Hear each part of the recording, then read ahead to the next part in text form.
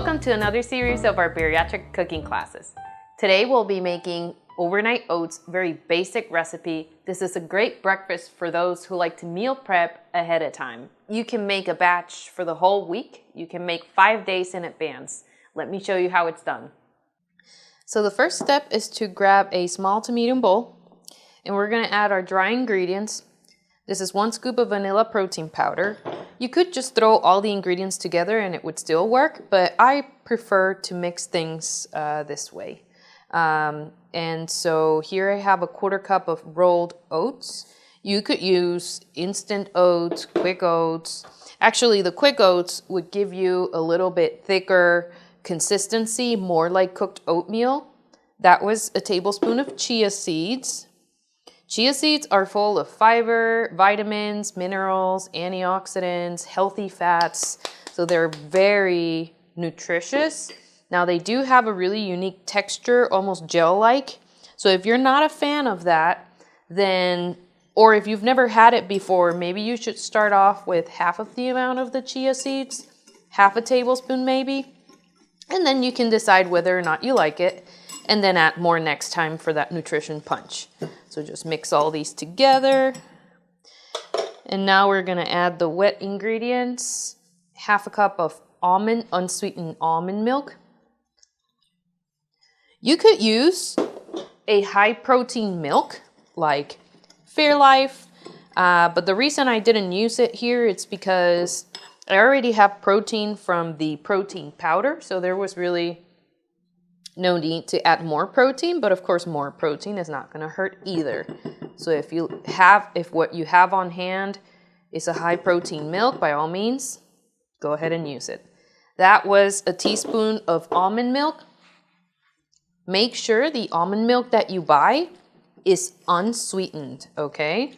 So the way to make sure is you're going to look in the back of the label, the nutrition facts label.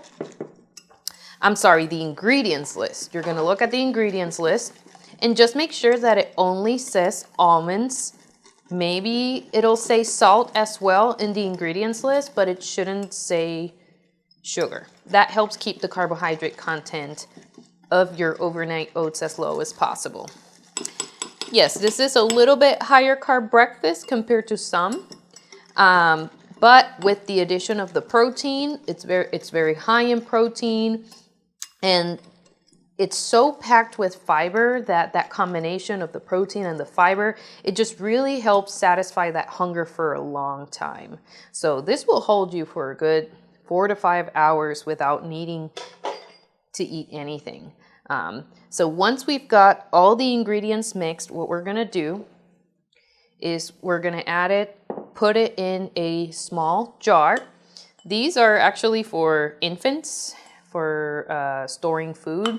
I think they're fantastic. I like them better than the mason jars for storing food for like meal prep, because it uses a plastic lid instead of the metal, which can get rusty if you don't make sure to dry it well. So I have my small jar, and we're just gonna pour the mixture inside the jar.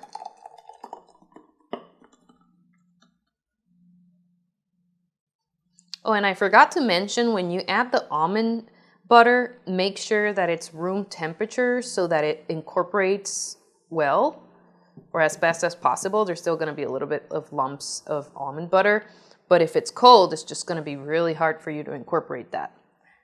And of course, this is called overnight oats, so keep it in the fridge overnight. This is kind of how it looks like.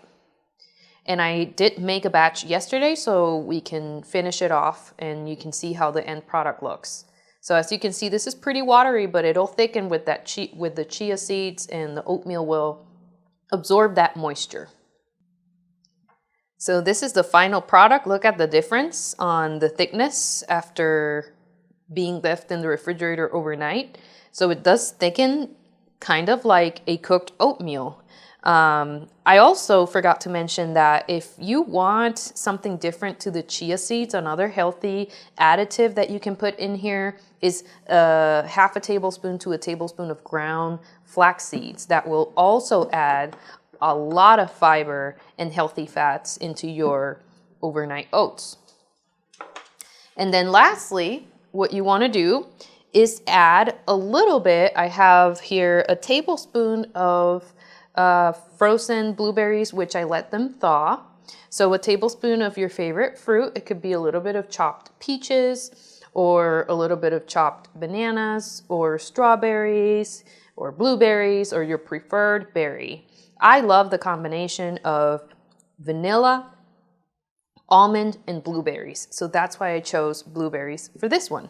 But maybe if instead of almond butter you do peanut butter, maybe bananas would be a good option. Actually, peanut butter and blueberries goes well together as well. So you choose whatever topping you prefer. I'm just going to pour these on top.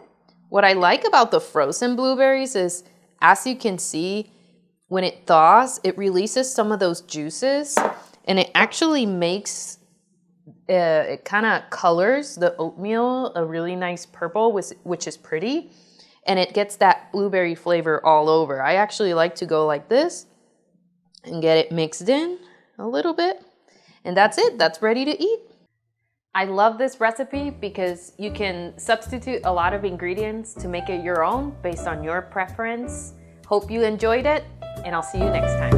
Bye-bye.